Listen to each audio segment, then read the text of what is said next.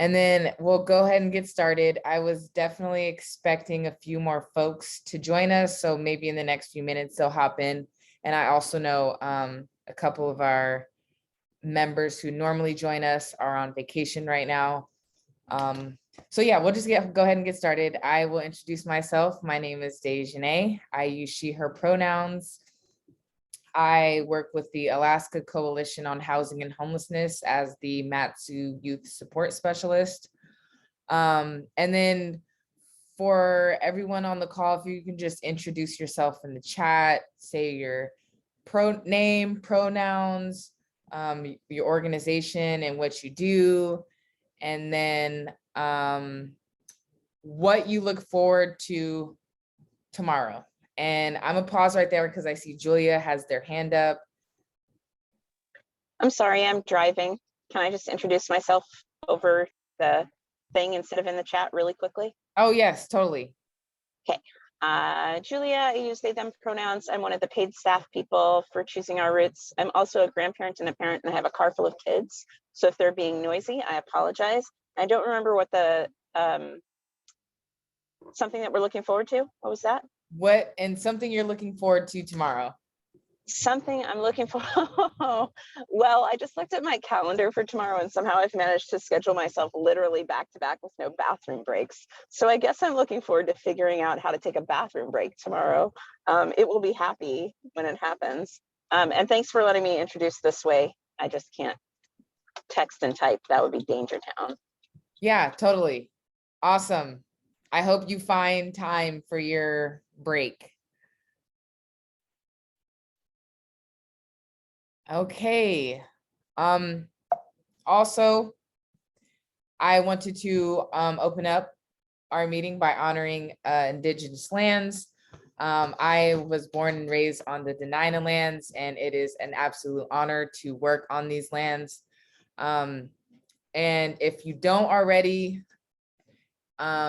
I encourage you to be brave enough to open up your meetings by honoring Indigenous lands. As an Alaska Native person, I appreciate when I join meetings and they open up the meetings by honoring land. So just wanted to do that. And then we do have a guest speaker on call. Oh, the intros. Everyone already introduced themselves, but in case you might have missed it, name, pronouns, organization, what you do, and the chat. We do have a guest speaker today. Her name is Barbara Mongar. She's with the Valley Charities. Barbara served in the United States Air Force for 20 years and has a master's degree in public administration from the University of Anchorage, Alaska. Snaps to that. In her position as the Mat-Su Reentry Coalition Coordinator, she works with coalition members in order to identify and implement strategies that increase former prisoners' well-being within the Mat-Su community. Thank you for all you do, definitely much needed. I will go ahead and stop talking and stop my screen share and let you take over. All right, sounds good. I'm going to share my screen real quick. All right, can everybody see my slides? All right. Hi, my name is Barbara Mongar. I'm the Mat-Su Reentry Coalition Coordinator. Hold on. Our mission, as was just told to you, is to promote public safety by identifying and implementing strategies that increase former prisoners' well-being within the community and reduce the likelihood of them returning to prison to recidivism. A lot of prisoners end up going back to prison. We have a really high rate in Alaska. It's about, I believe, 65% last time I looked. So we hope to reduce that by helping them when they get released from prison. We do this in a lot of different ways. We have a really good working relationship with DOC. We work with the probation officers and also the institutional probation officers in the correctional institutions and the ones in the field. We work with the DOC reentry unit. So that helps keep good lines of communication open between our community and them. We build community partners. We do this like the Matsu Job Center is one of our strong partners. We refer a lot of individuals that come to us for assistance to them to help them get a job.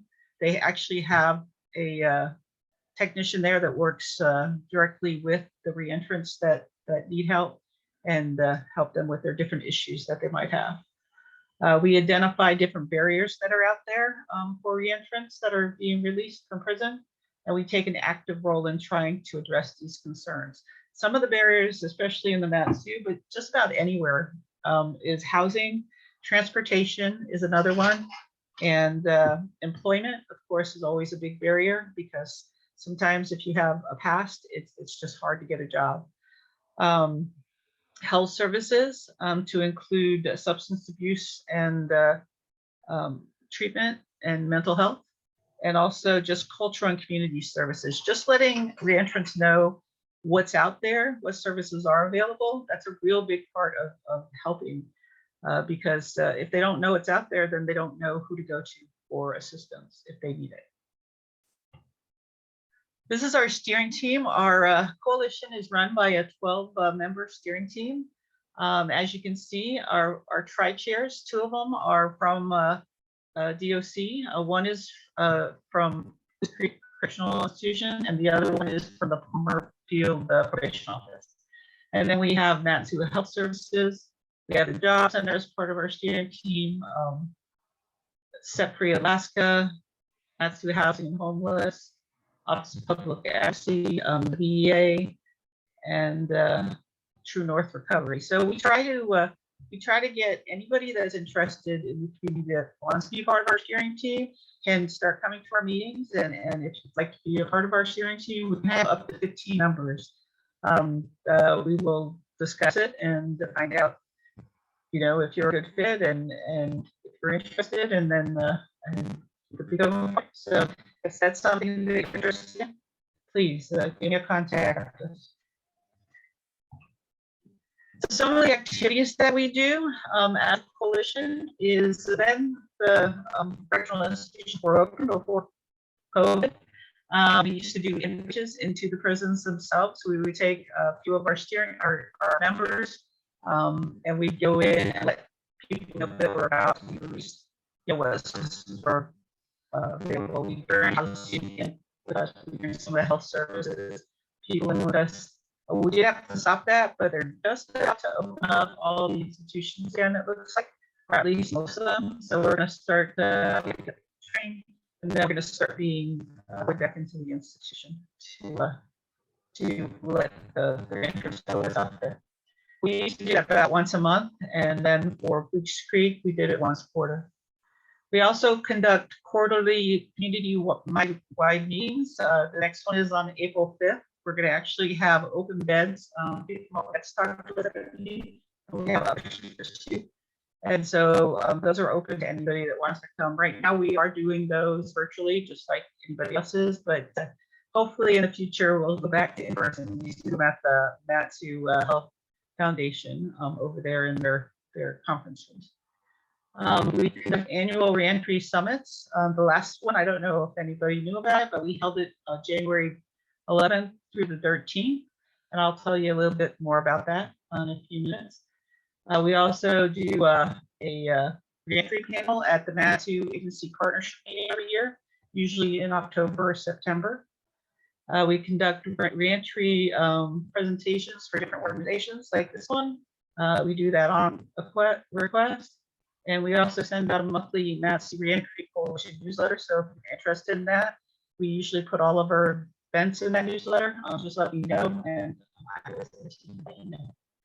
and we conduct Matsu Reentry simulations. I don't know if you've ever heard of simulation, but prior to COVID, we conducted 2 out here in the Matsu Valley. And what this is it's a way to show communities what it is like, or especially can show what it's like to be released from prison. So it's a simulation, and the people that go through it are acting like they have just been released from prison, and they have to do certain things on their release plan to be able not to go back to prison. So I wanted to show you short video of one of the simulations we did in 2019. So give me 1 second to get this going, sorry. While that's loading, I think you might have a little lag. Or is that just my computer? Can someone else come off mute and confirm that? Confirmation. Okay. Yeah, Barbara, you have like this little lag. I don't know. Maybe something's by your computer mic or something. But I just want to give you that heads up. Okay, can you hear me though, or it's just a little off? I can hear you, but it's definitely very, very hard to hear you. Oh, I'm sorry. Okay, let's see. Is that any better? Definitely better. I'll let Okay. you know if it happens again.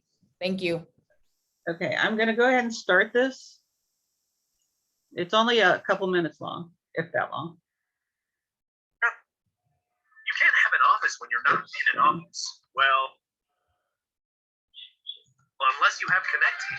With Connect Team's app, you can easily track your employees' hours. In Alaska, more than 61% of men and women released from prison will end up behind bars again in less than 3 years' time.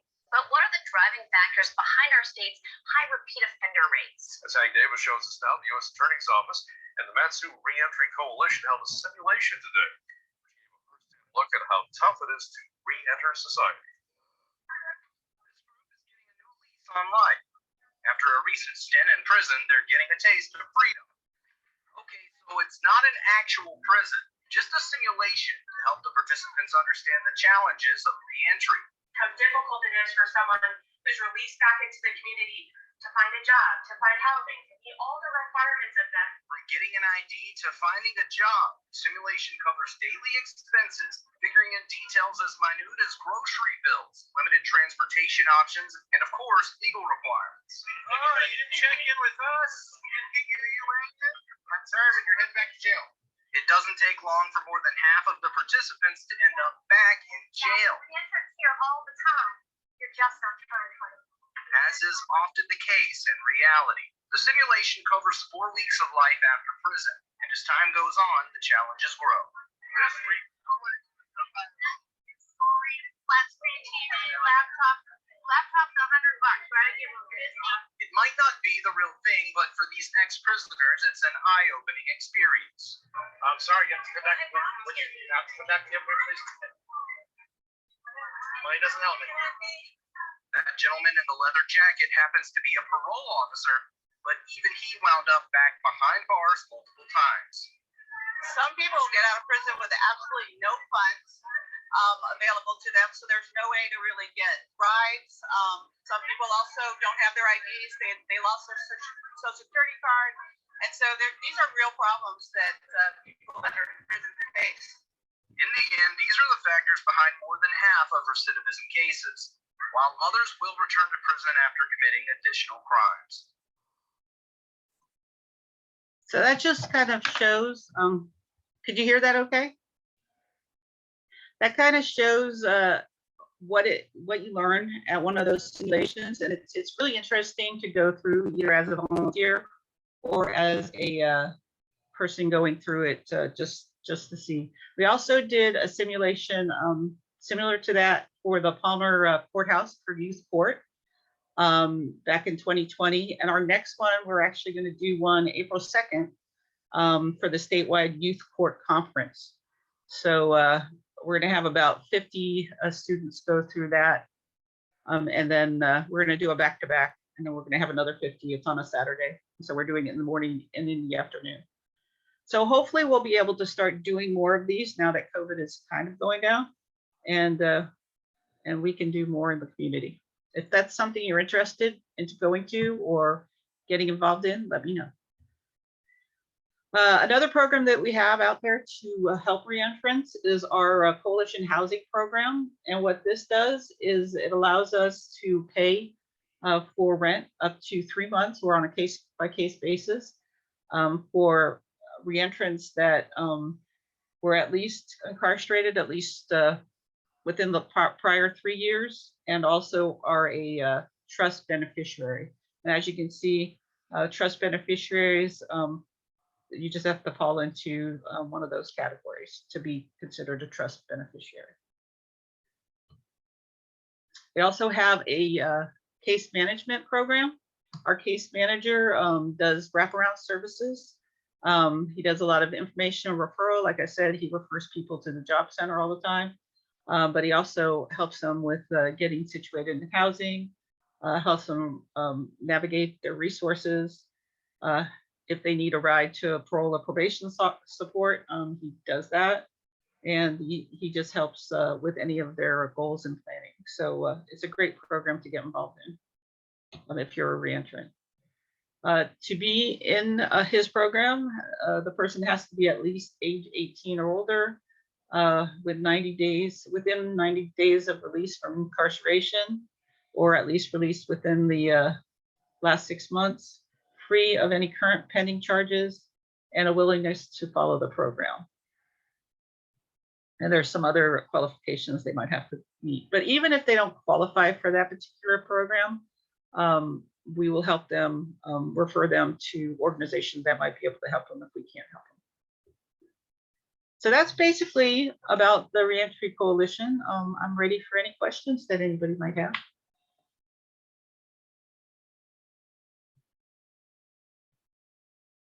I'm going to unshare my screen so I can see everybody better. Yeah, I just had a question. Oh, Julie, I just saw you come on.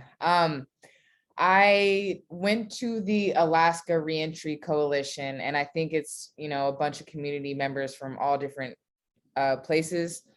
And they mentioned they have navigators that help, you know, if a person is being released, there's a navigator right there to pick them up. And I just wondered, does a Mat-Su have something like that in place?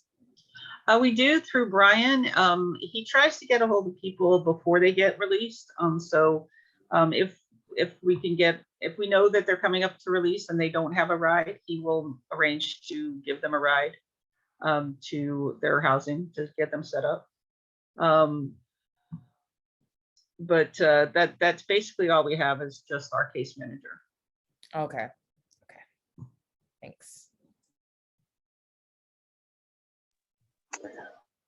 Thanks so much for your presentation. Really appreciated getting to listen to you. I wanted to let you know that most of our staff attended the conference recently, and they really had positive things to say. And that was exciting. And I've done InReach at Goose before, and I've also done InReach before I worked in this capacity in different places around the state.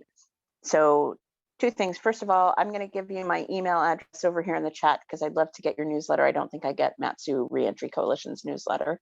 The second thing is our organization specifically works with LGBTQ plus young people. We screen everybody and we work with everybody, but our mission is to address the gap in services for LGBTQ plus folks. In Anchorage, I know that there's been a little bit of attention paid to some of the challenges that transgender people especially have around reentry if their ID or government documentation doesn't match their gender presentation. And I know there's been a little bit of work done in Fairbanks as well. I'm wondering if Mat-Su has begun doing any of that work yet, and if so, who your partners are with that. We really haven't. I know that we've discussed it at a coalition meeting or two. And I know that our case manager is aware that there might be some problems. And so he tries to work one-on-one with anybody that's having any difficulties.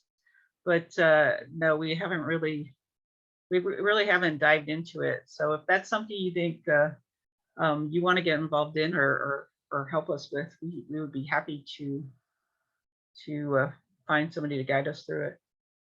If you know what's happening in other communities or who I can contact. Yeah, I would love to connect on that and see if we can find some good resource. And I guess now is as good of a time as any to make a very quick announcement that unfortunately, due to unforeseen personal circumstances, Ben has left our team. So we have a position open in Mat-Su that we are hiring for. And Barbara, once we've hired that Mat-Su navigator position, either myself, I'm the co-director of services for Matsu and for Anchorage, or that Matsu navigator would be happy to join in on a steering committee conversation, maybe even be part of the steering committee, depending on our workload capacity. So I will give you my email address, and I would love to link up about that. That would be great. Yeah, I'll grab it and I will send you the March newsletter that I just sent out the other day. And then you'll have my email and you'll be able to get hold of me. Thank you. Is there any other questions? Yes. So you mentioned the steering committee meetings, and is this the one that happens at 8:30 to 10? Yes, it's the one that is the first Tuesday, usually the first Tuesday. This month we actually had to move it because I was in another conference. But it's usually the first Tuesday of the month, and it's from 8:30 to 10, and anybody is welcome to attend. And usually our steering team does updates from the organizations at first. And then if anybody attends that's a guest, we have them do an update, and then we go straight into the agenda. Nice. Okay. I think I attended one of those meetings and I was only able to stay on for the first part. But definitely look forward to joining in the future. Okay. Yeah. Great. And then I did have a question. April 2nd, you mentioned there's a statewide youth court. Is there any more information on that? Do you have to be enrolled in school? Do you have to be a student in school? How does that work? I think, yes, I can send you the person that contacted me about doing the reentry simulation there. But I do think that you have to be part of the conference to be able to attend that one.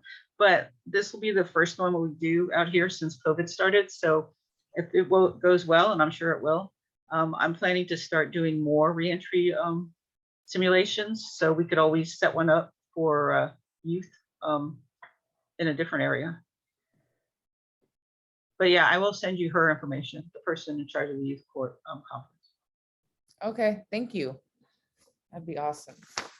And I think that was all the questions I had. Oh yeah, I just want to know, what is the average age range for folks coming in and out?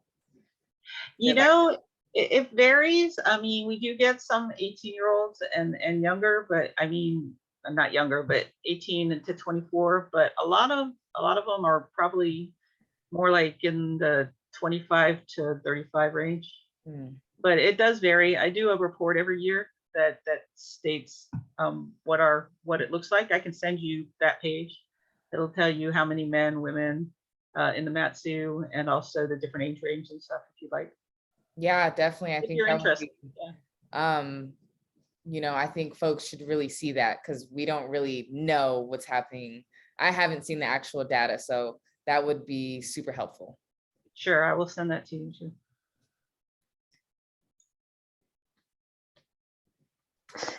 I'll just pop in there, just thinking about that age range of 18 to 24, Dejanay, from personal experience I've had in the past year from Goose Creek specifically, 4 referrals of people in that age range of my specific population that were currently incarcerated without a plan for where they were going to go upon discharge from the carceral system. And that's not, it's not a huge number, but it's still a number. And I think that working with folks when they are still part of the system before they have into reentry, and they're maybe not necessarily reentering to Matsu, for example, they might be reentering to another community, can be really complicated without the system of the Reentry Coalition. And another thing that I was thinking about is that the Bethel Youth Facility, which has both a therapeutic side and then a carceral side, almost everybody in the carceral side of Bethel Youth Facility, and they serve up to, I don't know, maybe Barbara, Brian, do you know how old they serve up to? I feel like they serve up to 21. So there's a little bit of an overlap with adult youth population. Everybody in the carceral side of that is from outside of Bethel. 3 of the people that were on the meeting that I was on were from Matsu. And so they would have been re-entering to Matsu from Bethel without having had connection with community in quite some time. So I think there's there's work to be done in trying to figure out where everybody is coming from too, back into our communities. Yeah, if you do run into that, if you find somebody that's reentering here, especially like from somewhere like Bethel or somewhere, please let us know. And if Brian can, he will get in contact with them and try to like set them up with at least a place to stay, or like I said, we have that housing fund right now that we can do up to 3 months. So yeah, that would be great. How are you finding it to locate housing with that housing fund? I'm just thinking about our like lack of housing options all throughout the state. Are you finding it easy to find actual apartments? You know, Well, the resources there. a lot of the ones that we get using the housing fund are in either a sober living or transitional housing. So because it does go a lot farther, we do have a cap. We do 3 months or up to like $2,000 because we want to be able to spread it out between. So if we do it for let's say a True North or something, they're sober living, it's not as expensive as if we were doing it for an apartment. It is hard to find an apartment, a low cost apartment out there. So you were right about that. I mean, we'll help them with that, but they have to show us that they're going to have a means to pay it after the 6 months. I mean, after the 3 months, because we don't want to set somebody up to fail. So a lot of times we encourage them to go into transitional housing if possible, just to get, you know, some money saved and to be able to have support, because there's a lot of support in those housing programs.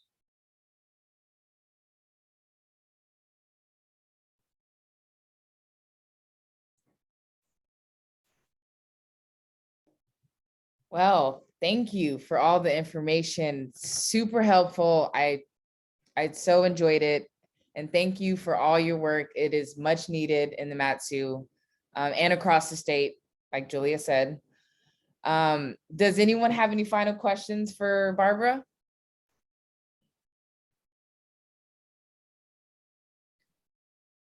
All right, well, thank you very much. I appreciate you listening. And if anybody ever wants me to do another presentation, just let me know. All right, sounds good. And you're welcome to join in the future. We do meet every second Wednesday at 2:30. I know you're swamped, but if you do have time, please join. And we'll start joining the reentry meetings every Tuesday. I just think our work definitely intersects. And so keeping those connections live is definitely important. So yeah, thanks again and have a wonderful rest of your day. All right, I'm going to stick on for a little while. I will have to get off at around 3:30 though. Oh, okay, perfect. Awesome. All right. So I'm gonna pull up my screen again because I did make a beautiful, beautiful PowerPoint. Okay, so we're moving into our March monthly awarenesses. Everyone knows Happy National Women's Day. It was yesterday. Big deal for all the women. And then also I wanted to acknowledge that I don't have on here, it was Mardi Gras, so I hope everyone enjoyed that. This month is also sexual assault awareness, and actually my next slide will kind of reflect that. And then happy St. Patrick's Day. I just wanted to say that early. That is March 17th. I hope everyone stays safe, but also has fun. There's tons of events going on in the Mat-Su and in Anchorage if you happen to commute back and forth. So if you don't have any plans, Google always shows every event. And let me make sure I'm not missing anything. All right. So yeah, like I said, it is sexual assault, and we do have some data that kind of reflects some of that. This data is from the AKHMIS system, which is also known as the Alaska's Homeless Management Information System. If you are not familiar, basically AKHMIS or AKCH2, the Alaska Coalition, manages this data system. All these acronyms, oh my goodness.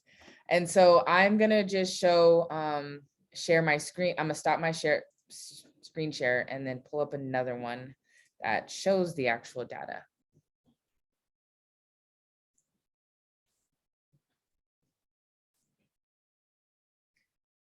All right. Also, I just read your message in the chat. Julia, did you want to come off mute and share that before we move on from the monthly awarenesses? Sure. Sorry that I was taking so long to type. So March 31st is Transgender Day of Visibility. It's a national day of visibility. Choosing Our Roots is collaborating with, excuse me, the YWCA on a panel called Beat the Bias. We posted about it on our Instagram. So if you are on Instagram, you can go to the Choosing Our Roots Instagram. There's a link in our bio to nominate lesbian, queer femme, trans feminine, and non-binary Alaskans to be part of that panel.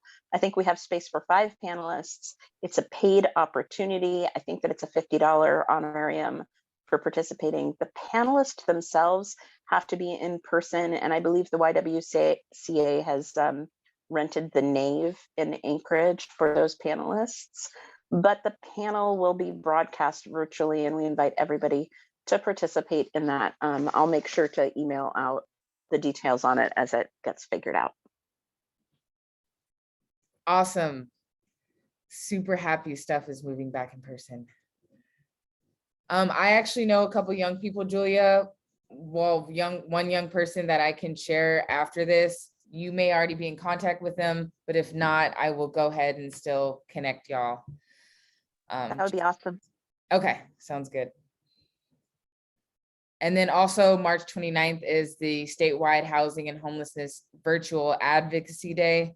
That is also hosted by the Alaska Coalition on Housing and Homelessness. Tons of good stuff happening in this meeting. And Brian has the link in there. It's free if you would like to join. All right.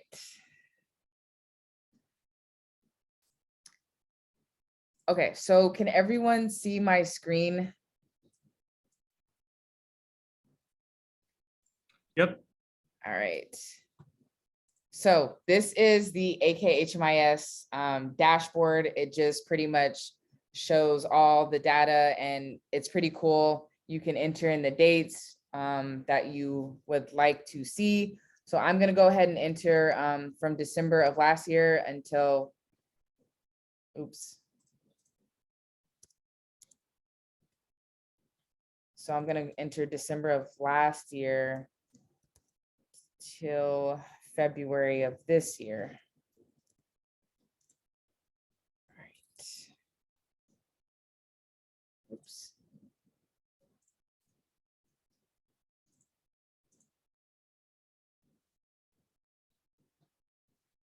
All right. So as we can see, there was 503 people total enrolled into the AKHMIS system. But we are going to focus on, I can't scroll down for some reason. So we're just going to focus on the age range of 18 to 24. There are a couple points that I wanted to highlight and share with you all today that I found interesting. Sorry, will not scroll up. Okay, so as you can see, there was a total of 81 people ages 18 to 24 that was enrolled between December of last year and February of this year, which was quite a big number to see. 6 reported chronic homelessness, which is a pretty large number. Like Julia said, it's a number. And of those 81 people, 1/3 have reported having a disability, which is a pretty high number. Nearly half of those clients that are currently in the system reported DV, which means they experienced some type of domestic violence, physical abuse with their partner, or sexual assault. That is 49%. That's a huge number.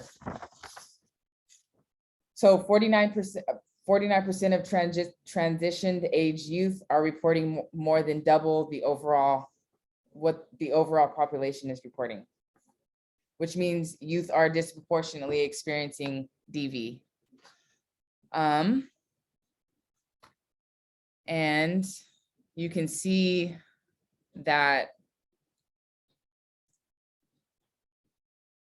here, if it will let me scroll down, is if you are ever interested in looking at this dashboard yourself, open to the public, you can check it out here and put in those dates, and I will have this link in the chat. But you can see here, 43% reported DV, and then 35% reported disabling condition. And we can also see that Alaska Native or Indigenous represent 21% of that population that is currently in the system, which tells us Alaska Natives are 3 times more likely to experience homelessness or be put into the system. So with that said, the system we have, I know we're working to improve it, but it is disproportioned.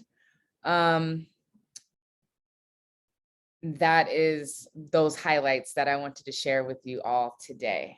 And then I also can report that most clients are currently living in transitional units. Brian, I know I should have said this before. I'm actually really new to the AKH Maya system. I'm just started training on this and just started learning how the system works and how to actually interpret the data. So I want to also open it up to Brian and see if he has anything to share about this as well. Yeah, thanks, Dejanay, and good job going through that. This is a really cool tool that we've been working with ICA to develop, because we get so many questions from, and you guys know this better than anybody, you're writing grants and you're like, I need numbers. I want to compare how we're doing now compared to before. So I encourage everybody to click on the link I put in the chat there and bookmark this page, because you can sort by age, by community. You can look at statewide numbers. You can sort by anything you can click on in here. So you can say, I wonder what that 43% of these transition age youth that are experiencing domestic violence in some form, what does that look like? And it'll resort based on that. So Dejanay just went through the 18 to 24 age break here. As you can see at the top of the screen, you can go through a variety of different age breaks in there as well. I believe we went by the age breaks that are in the Healthy Alaskans plan to try to keep it consistent. So it's 12 to 17 and 18 to 24 there. So we report this data to the Mat-Su Health Foundation every quarter as part of the Youth Support Specialist grant. So I thought that it'd be a great idea for this group to regularly look at this. And as you're developing continuous quality improvement teams within the Alliance, then that there's a data-driven element to it. The 81, I think it was, that are represented on this, those are all unique individuals. It doesn't mean that there's only 81 youth during this 3-month period receiving services. Not every youth gets input into the AKH Maya system. If it's just a drop-in service, or they're just like getting lunch, or needing a quick referral, they aren't necessarily logged into the system. But the folks that are funded, the programs that are funded by ESG, COC, YHDP, or housing assistance program, homelessness assistance program through HFC, have to enter in their clients into this database. So that's where we are. So really, that's why it's important that we have groups like this getting involved with stakeholders that aren't necessarily on the system, to find ways that we can better capture and measure the youth population that we are serving in the Mat-Su Valley, so we can have a better understanding of how to evolve our systems and improve them.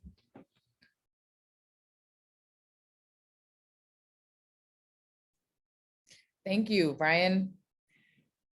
Does anyone have any questions about this? I know that was a lot of information. The only question that I have sort of about like a data point that I'd be interested to see, not necessarily on the dashboard, but sort of thinking globally, is around people's mobility. Because I'm just thinking about how frequently we've got people that bounce from community to community in order to access resources. And I'm wondering how easy something like that might be able to be pulled like annually from ICA, right? So how many people moved from, I don't know, maybe it's community to community within Mat-Su, but maybe it's also like, did we see an influx of people from Anchorage to Mat-Su, or did we see an outflux or something like that? I'd just be curious. Yeah, there's a couple ways we could do that. One is more at the micro level. So we could look at agencies in the Mat-Su and count how many referred to, and it basically you'd have to call out the agencies that you're referring to. So let's say you're making a lot of Covenant House referrals, like you could say over the course of this year, we made 20 referrals to Covenant House or whatnot. We could also ask ICA to run a report on a specific population of how many people have multi-agency data within their client file. And then you'd have to find some way to sort that. So what I'm saying is it's not impossible. And this is always a question that comes up. I'd love to get some creativity around what that report would look like, because that is a really hard thing to demonstrate, like client migration. But it's easy to see if we get coordinated entry all up and robust. You can see if people are on multiple coordinated entry lists pretty easily. So that's another reason for getting folks to participate.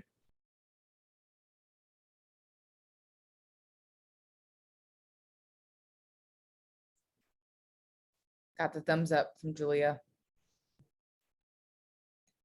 Any more questions about this? Brian, I really appreciate you being here, like being the mastermind of this. It really helps. Just wait till you see our next one that we're working on. An interactive map that we can display this data, and I could geek out on it forever. So yeah, we're looking to roll that out in about a month. Love it.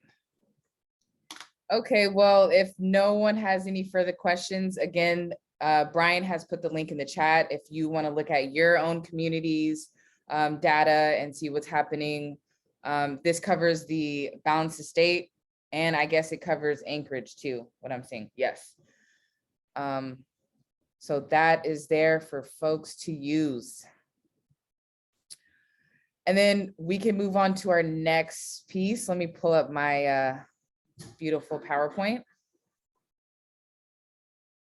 To organizational updates or announcements. I know we've got a few announcements for those folks who joined late. April 2nd, there's going to be a statewide youth court that the Mat-Su Reentry Coalition will be presenting a stimulation of what it's like to be released from prison. Barbara, who is still on the call, has more information on that.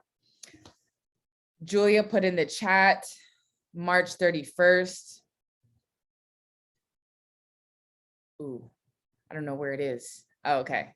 March 31st is Transgender Day, and Julia is looking for panelists who are open to speaking, and it is a paid opportunity. So if you want to get with Julia on that, they have more information. And then also the March 29th is the statewide Housing and Homelessness Advocacy Day. But so we will go ahead and popcorn through everyone. And I will just call out the first person that I see on my screen, which is Brian. Perfect. Yeah, I just really wanted to talk about the Advocacy Day really quick. We sent out an email yesterday opening registration for it. It's free registration. It's a virtual event, so pretty easy to get signed up for it. If you didn't receive that email, I'm gonna, Dejanay, you should have. If you can circulate it with the group, that would be great. It's scale down from our normal effort because COVID makes everything more difficult, but we're still going to carry on with it. It's Tuesday, March 29th. It's going to start at 9 and run till probably 12:31-ish. And that's going to be like the set agenda day. There will be a couple more targeted breakout sessions in the afternoon. We're trying to put together a really cool landlord engagement panel to get a dialogue around why landlords should work with clients and all the benefits to that. And we're also working to put together a panel of individuals with lived experience, which would be co-hosted by Dejanay and Denise Gilroy out of Nome, which could be really cool. So we're going to have speakers talking about the kind of the state of homelessness. Local coalitions will provide updates on what they're working on. So it's a great networking option. Senator Murkowski is going to be there. The National Low Income Housing Coalition is going to provide a policy update for the federal level, which is a really exciting thing that's happening right now. Is the omnibus spending bill is bringing in a lot more HUD money. So there's that's an update you won't want to miss. And then we're also, if there's any other kind of topics or special things, we have about an hour of our agenda that we're working out right now. So if there's like a special topic that you're really interested in, shoot me an email, and we're kind of open to ideas there. So yeah, let me know. And panel in Anchorage event is virtual. Oh, that's, sorry, totally stepping on your toes there, Julia. So yeah, do register in advance. We're going to email out the link and the agenda packet. And then also, as part of that, it is called Advocacy Day. We do try to coordinate legislative visits. So it's really important to stay engaged with your local legislators. So we're going to be sending out to those that register kind of a call for, hey, let's all try to meet with our elected officials sometime during that week, so we can really send a message that investing in housing and the state line items that pay for our housing programs are really important. So that's my spiel. Thank you. Okay, Abby. Put you on the spot. I appreciate being there. I don't really have any organizational updates or announcements, but if I do, I will email you. I'm excited to attend half an hour of your YAB tomorrow, so thank you for that. Yeah, Abby is from, actually, she's from the Peninsula, and she's a new navigator with the YHDP. And so it's awesome that we have someone from another community joining us who's also part of the YHDP world. So thanks for coming, Abby, much appreciated. And if you do have any young people, I was going to say, interested in being part of the panel that Brian just mentioned, please let me know and I'll make that connection between you and Brian. All right, got a thumbs up. Julia. Hi, everybody. Abby, I'm so excited to see your face because Jane has been talking about you basically every morning. I'm like, who is this Abby person? So yay, hi. Brian, on the note of special topics for Advocacy Day, this is just sort of like a percolating in my brain kind of thing. I'd be really interested to have some kind of discussion on creative housing solutions, especially thinking about like rural communities and like overcrowding, and what are we doing in our communities maybe that are not road system communities. So I don't know what that really looks like, but I just wanted to mention it while it was bumping around in my brain. Yeah, no, you read my mind there, and I totally overlooked that. So we are trying to put together like a rural housing panel that's not even just specifically focused on homelessness. It's just like the rural housing crisis that we have, which would include tribally designated housing entities, so regional housing authorities, maybe an agency that's finding a creative way to get folks housed. So yeah, absolutely, that's going to be a session and part of that block. Cool. But if you have ideas about it, send it to my way because I'd love to hear. Okay, I will think about ideas. I would also really love for us to extend a warm invitation to Chickaloon Tribe to talk a little bit about some of the things that they've been doing with their housing solutions. And I promise I'm going to give a Choosing Our Roots agency update in just a second, but I did want to amplify something that I put in the chat for you, Dejanay, which is, I don't know whether Point Source Youth is doing a section on youth exiting carceral systems into homelessness for their rural symposium. That might be something that we want to bring up to them, because I think that that's like an especially huge issue when folks have like carceral history that prevents them from renting places. So now I'm done talking about everybody else's things. Those of you who were on earlier have already heard this sad news. Unfortunately, due to unforeseen personal circumstances, Ben has resigned from their position with Choosing Our Roots effective immediately. And so we are reposting the Matsu navigator position, and the Choosing Our Roots navigator position is a little bit different than some of the other navigator positions throughout the state. It's a little more akin to all of our co-director positions. It just has the title of navigator, because at Choosing Our Roots, we think titles are fake. So I hope that I will have that job posted on our website by this evening. And I think that it'll be on 4Acres website by the weekend. And so please amplify it. We especially look to hire people who are folks of color, LGBTQ+, and who have lived experience of homelessness, especially in the region that we are hiring within. So if you know anybody that meets that particular set of things, please send them our way. Other agency updates. Let's see, I'm trying to think if there's, Dejanay already highlighted the panel thing that is happening towards the end of the month.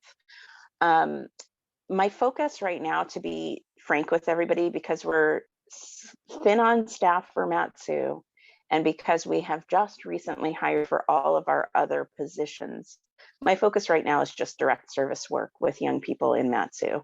So I want to amplify some of the challenges that folks are seeing, just so that everybody is aware. We've got a number of young people who are really experiencing some significant housing discrimination, in that they are currently in a host home, stably setting in that host home, but maybe have a voucher for domestic violence or a voucher for youth transitioning out of foster care. They're really having a hard time finding landlords that are willing to rent to them. And so that's been a lot of the legwork that we've been doing right now. I would say that there is sort of a question about whether some of that housing discrimination is focused on people of color, because those are the folks that it seem to be having the hardest time.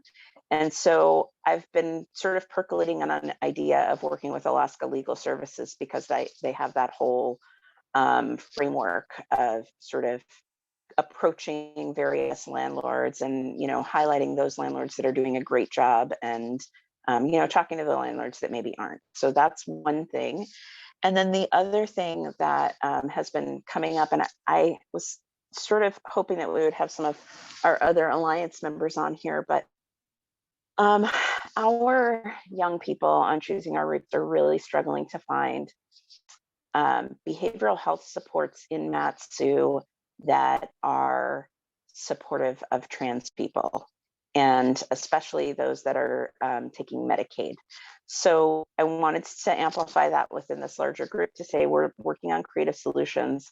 Plus, we have a very small pool of money to do some like pay out of pocket crisis response for young people who maybe like just need to talk to a therapist who doesn't take Medicaid, and we're going to pay for them to go for a couple of times so that they have some intervention.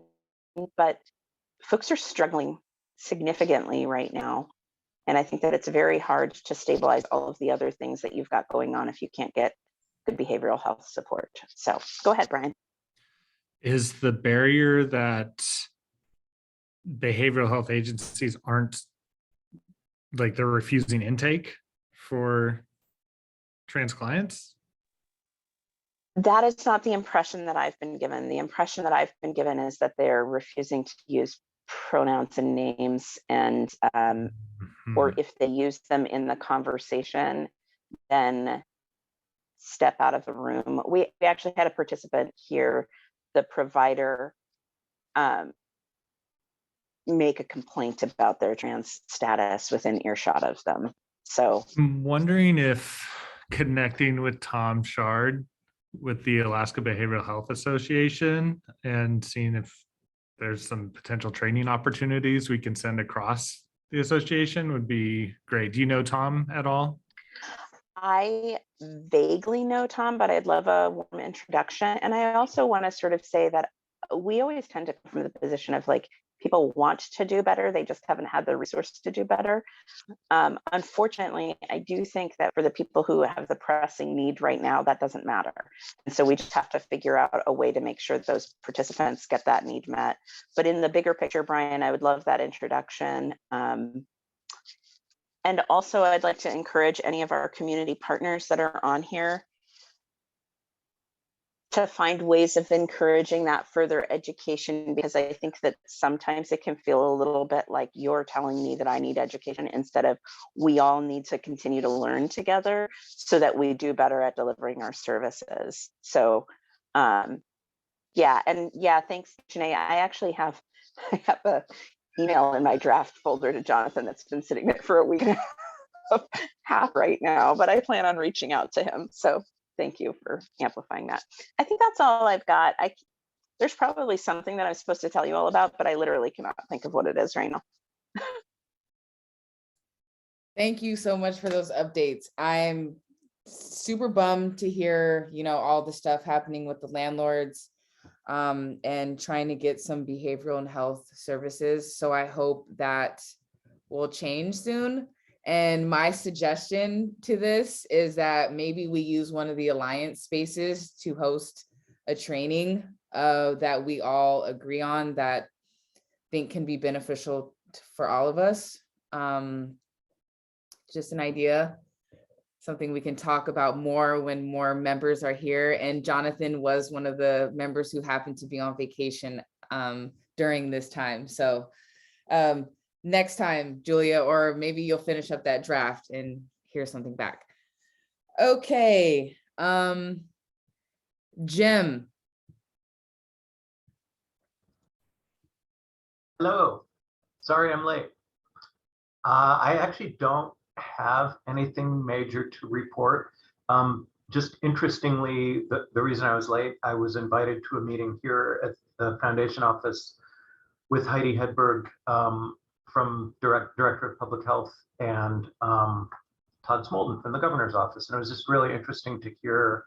It seems like they're on fire to try to do some heavy lifting with homelessness. And I think it sounds like also they're working with you, Brian, and Dejanay, but Balance Estate, which is great. So it was just nice to be looped in a little bit and hear about what's going on.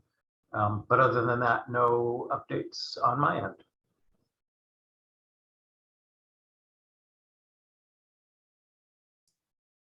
Awesome. I'm glad you got to have that conversation.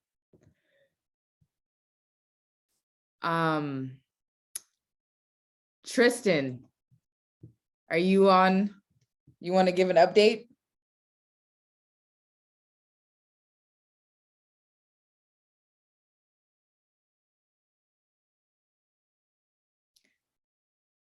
You might be on mute if you're talking.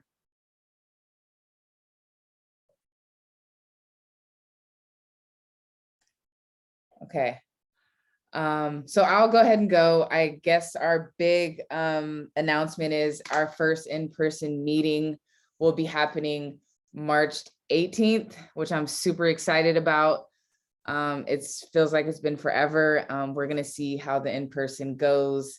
And it's just nice to meet the other YAB member. One I haven't met in person yet. So I'm looking forward to that. And then April 12th and 13th, Point Source Youth is hosting a national event targeting that will be discussing smaller communities. And I have been invited to speak on one of the panels. Foot, who has shared, who joined us January and gave us that authentic youth engagement training, will also be doing a panel. And then one of the other YAB members who I'm working with, I reached out to them to see if they're interested in also doing the panel. So there might be 2 Matsu YAB representatives, and then 3 altogether. And I think Julia, you're speaking during the panel as well. So I'm talking on a facilitated conversation. I don't know if it's the same one that you're on, but facilitated conversation about things we could be doing better or differently. Like, what are our oops, ouch moments sort of in rural communities that we could be, like seeking solutions from one another. But I did want to mention that Kayla sent me a very long email today. So I'm going to pop it open really quickly here.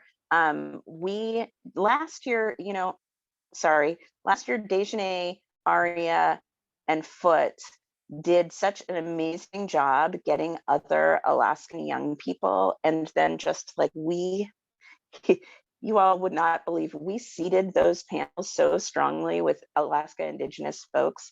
I have never seen such great Alaska Native representation in a national conference ever in 20 years. So it was amazing. So we're trying to do the same thing this year, including drawing in Alaska Immigration Justice Project to talk about working with undocumented youth, trying to talk to the RAISE program that Catholic Social Services does to see if they have any insight on immigration. And let me pull open this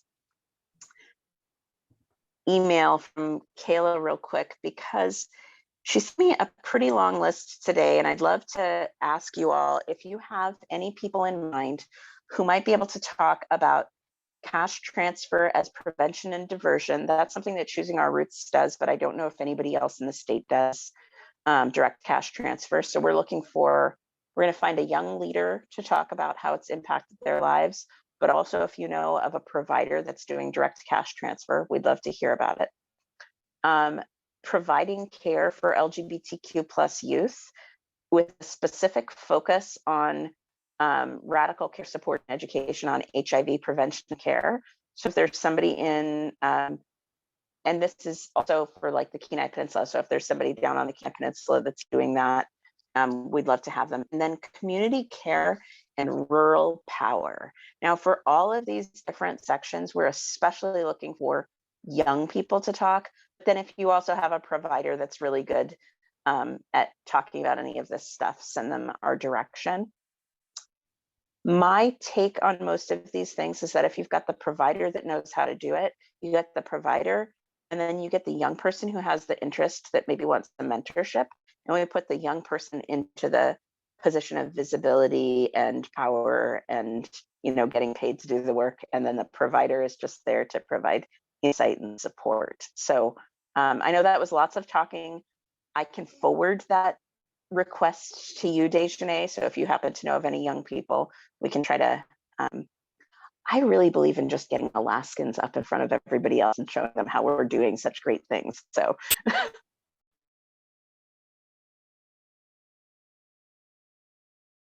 Yes, I will definitely share that the Point Source Youth is looking to fill some seats up. But yes, Alaska did represent big time last year and hoping to do it again this year. It was awesome. If you do have the time, please join. I learned so much from so many young people, from so many other communities. Just great stuff is happening across the nation when it comes to young people and the work that they're doing. So. And Abby, this is a really youth-friendly conference. So if there are young people who want to come to the conference, it's set up to listen to young people even more than the providers are there as observers more than anything. Yep. Cool. Yeah, I know Rudy sent me something about it, and I think I'm attending, but I haven't had a chance to really look at what the event is all about. So I'll definitely relay that to our YAB at our next meeting. Thank you. So awesome to hear other YABs in other communities. Big snaps to that. One last thing, Abby, I meant to tell you this last time, and for everyone else on the call, March 16th, there is going to be a Youth Action Society call happening. It happens every month.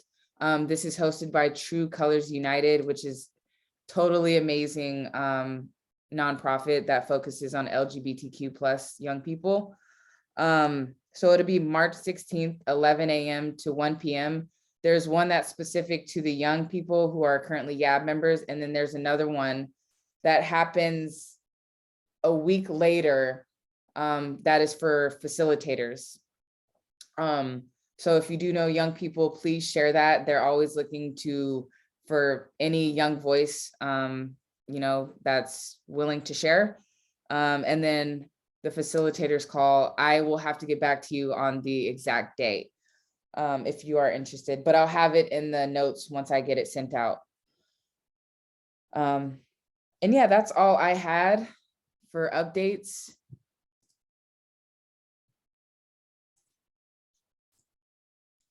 Sorry, I was reading in the chat. Yeah, and happy March. That is the end.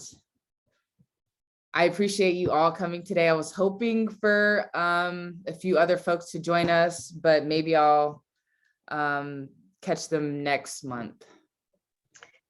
Can I ask just a quick question about coordinated entry stuff? Do we have a meeting scheduled this month? I can't, like, my calendar is kind of funky. Yeah, That's no. okay. That can be actually a private conversation. I was not, like, Ben and I split things up, and so maybe my calendar is funky because Ben and I split things up. So I'll just leave it at that. Sorry. No, I noticed on the invite when I sent it out, we originally planned the first and third Wednesday. But I sent out the invite and I realized that the next Alliance meeting aligns with the next TAY meeting, which I thought was interesting. So I'll fix that and adjust that. But our next TAY meeting is March 16th, 9 a.m. Cool. Did everyone see the newsletters or the newsletter? Was it awesome? I realized after I sent it out, we totally made a mistake. But I was just like, let's just roll with it. We're just gonna roll with it. But Done a million times, don't worry. After like 100 proofreads, I was like, oh, it's perfect. And then as soon as I opened it up, I'm like, the first thing I see is I missed this donation button that I was supposed to add. So, but I'm glad I got some awesome feedback and people actually looked at it. That's the goal. You don't have to read it as long as you look at it. So, all right, well, that's all I had for today. Our next meeting, let's see, I didn't even have it in our upcoming events. Our next meeting will be April 13th, 2:30. So I will be sending out the meeting notes. My goal is to get them out by Friday. I like to make them all fancy now, so it takes a lot more time. But again, thank you all for coming, and I hope you all have a wonderful rest of your day. Bye, everyone. Thank you. Thanks, y'all. Bye.